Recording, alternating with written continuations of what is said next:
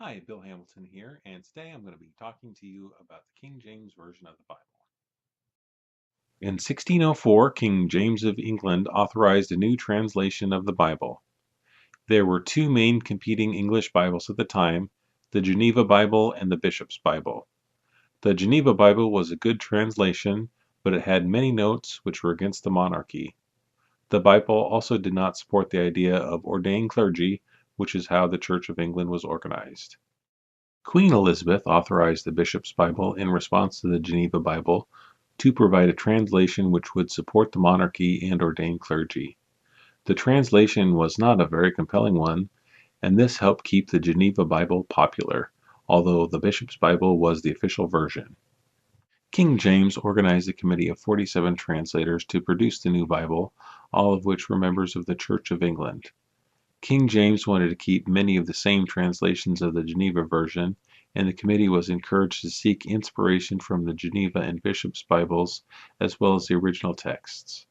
The translators did not translate the passages word for word, but used italics to indicate if a word was implied and not in the original text.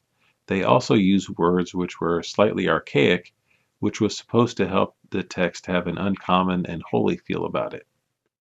The translators worked in groups to translate different parts of the Bible and the Apocrypha. When a group got to the point where they were discussing the different translators' versions, they would speak the passage aloud for all to hear, so that the sound of the translation would be an important part of the text. King James dictated that there would be no notes to avoid the accidental inclusion of notes like the anti-monarch and ordained clergy notes, which had made their way into the Geneva text. The Bible translation did not have a name at first and was eventually known as the Authorized Version. In 1611 the translation was finished and printed by Robert Barker, who would subcontract the rights to print the Bible to other London printers after demand got too high for him to meet by himself. This resulted in decades-long disputes between the printers. The printers all had their own variations of spelling of various words, and their own punctuation, and sometimes even a different word here and there.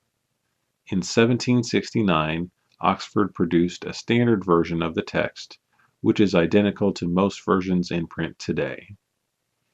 The King James Version of the Bible helped codify the English language. The King James Bible is the most popular version of the Bible, with an estimated 1 billion copies printed. Before the King James Bible, most churches did not have a Bible because they could not afford one. If you enjoyed that video, please check out my other videos and subscribe. Thank you.